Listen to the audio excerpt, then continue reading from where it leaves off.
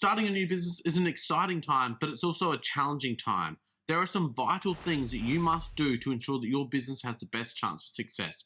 I'm going to run through 10 things that you need to do when you start a new business. The first one is understanding your unique selling point. What makes you different to every other competitor that's on the market? The chances are your product or service won't be completely unique. You won't be competing in a market of one typically.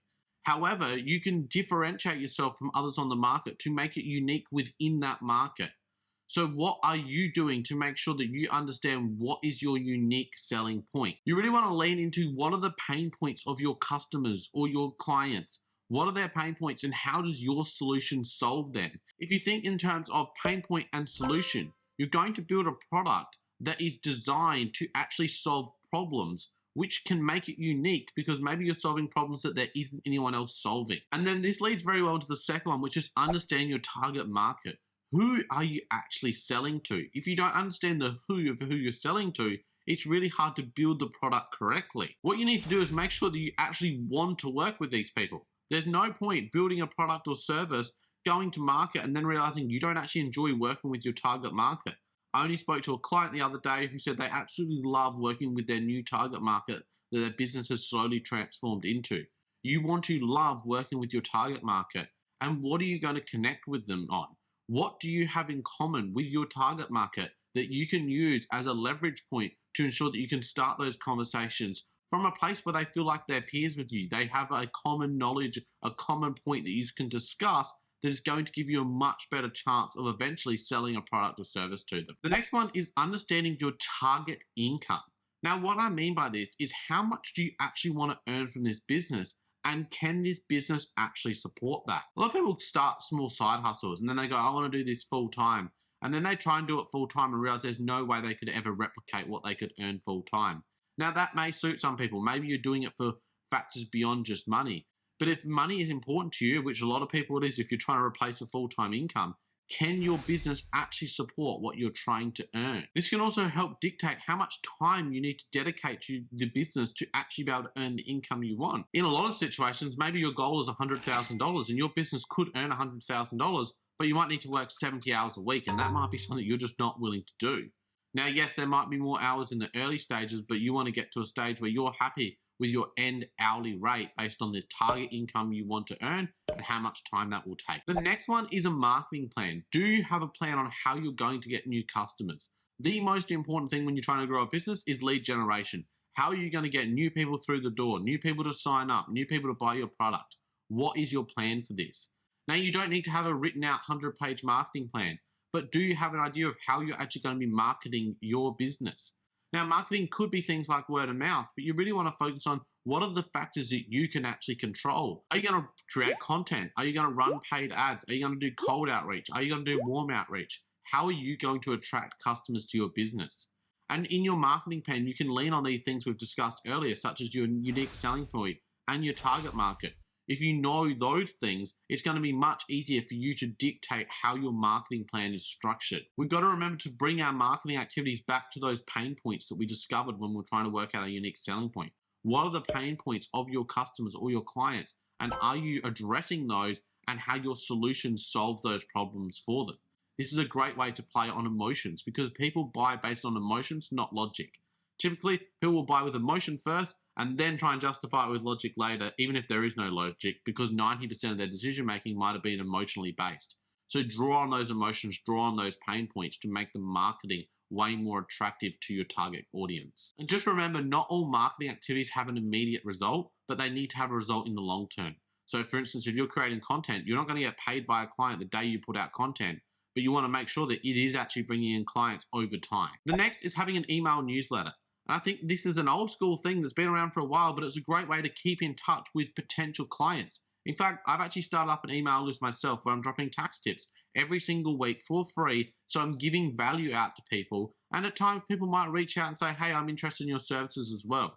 So if you are interested in my tax tips emails, the link is in the description of this video. And it's a great example of how I'm using these steps that I'm talking about to help grow my business. Now, this one leads in from building an email newsletter, and it's having customer relationship management, a CRM. How are you tracking your communications with potential clients all the way through to existing clients? What is your process for handling this? A CRM system, you can find good free ones out there to start with, something like HubSpot, where you can track conversations, you can add notes to conversations, you can track emails. You're starting to build up a database on clients and potential clients. So why might this be important? Well, you can start to understand who is actually interested in your product, who's actually buying, what's the key difference between people that are just interested and people that are buying. You can also use it just to manage relationships along the way. How much better is it when you can recall prior conversations with a client, and then when you meet with them, you already remember the history because you've got it noted down.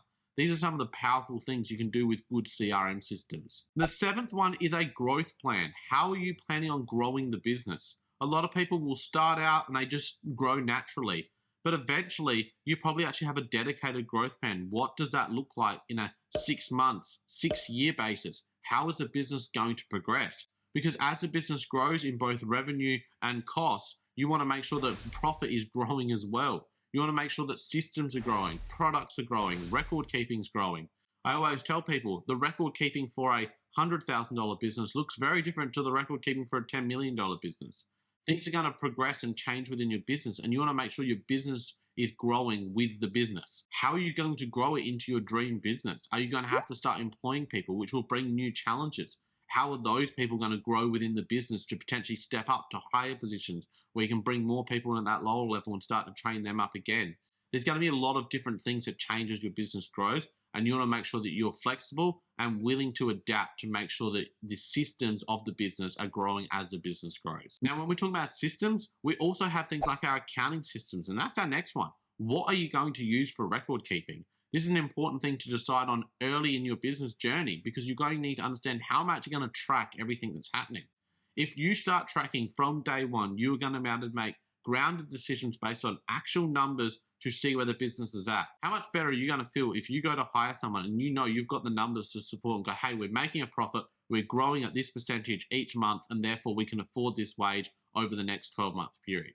By having an accounting system that you're keeping up to date from the start of the business is going to put you in a much better position to not only be able to make business decisions, but of course keep on top of those vital tax obligations that you will have as a business owner. You can then start to expand your accounting system, have a look, what does it integrate with? For instance, if you're in the retail industry, do you have a stock management system that integrates with your accounting system that's giving you up-to-date profit and loss reports on a daily basis? The next one, again, extends from that one, and it's having the right professionals around you.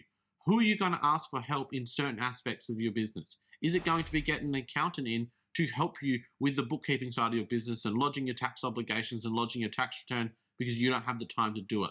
Do you need a lawyer to come in and look over your employment contracts before you go and employ someone? Do you need a financial planner to manage your overall financial wealth? Where are you going to get the professionals in to help you on the things that you're struggling with to ensure you have more time and more confidence within your business?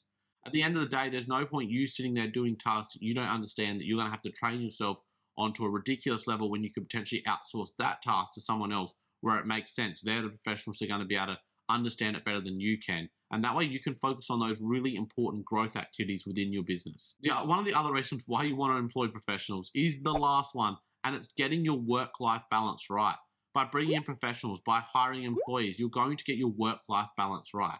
Now, work-life balance is going to change over the course of your business. Maybe in the early days, it's much more dedicated to work because you're trying to grow a business. But for most people, they go into business because they actually want the flexibility to be able to have a work-life balance.